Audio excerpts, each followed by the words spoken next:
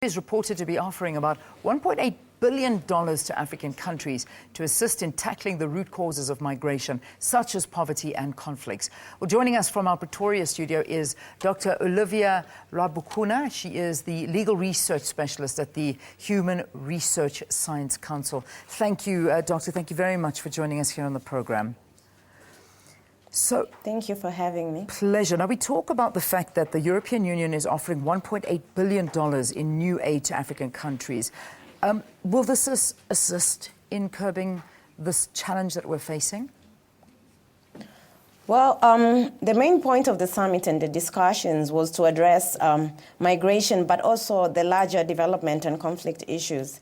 So the fund will, to a large extent, probably managed to start trying to address the problem, but as it is, I think it's too early to say whether it will address the issue. The 5 key things that the fund was set to address include issues of returning the migrants who do not qualify for asylum in Europe to their countries of origin in Africa, addressing poverty and conflict, setting up legal channels for migrating to Europe, and tackling vulnerable and migrants' problems, as well as the issue of human trafficking.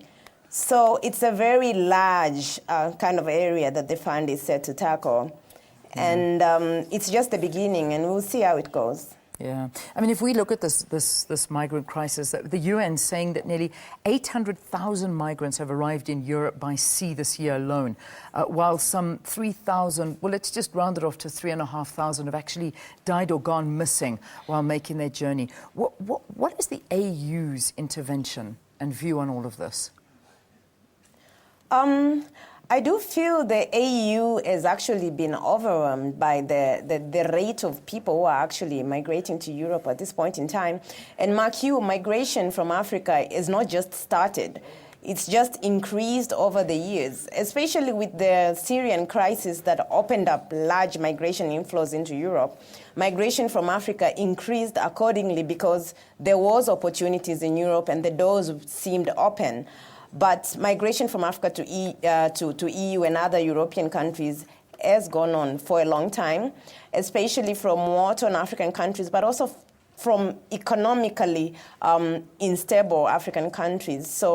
So far, the EU has not done what I think it should have been doing to address the crisis. I mean, if we talk about the EU's challenge, I mean, it's not just from African countries. Last month, they offered financial aid to Turkey. Turkey wasn't happy with the offer. You know, do you think this 1.8 billion that we've been offered is going to go a far way? I actually don't think the 1.8 billion is going to go far. It is a seed fund, for starters, so even African countries have to probably put in some muscle, and that is going to be a challenge for African countries. Even other sources of migrants and refugees to EU, let's say, for instance, Middle Eastern countries or South Asian countries. So the 1.8 billion is a lot of money, so to speak, but I don't think it is enough for this crisis. And I actually don't think the crisis itself is simply about EU throwing money to countries of origin for migrants, because the sources of migration and refugeehood are much larger than just throwing money to the problem.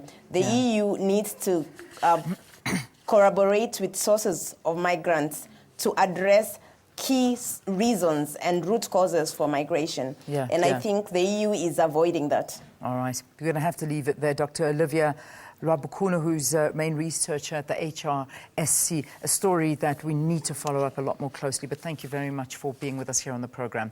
This is where we say goodbye. Thank you for watching.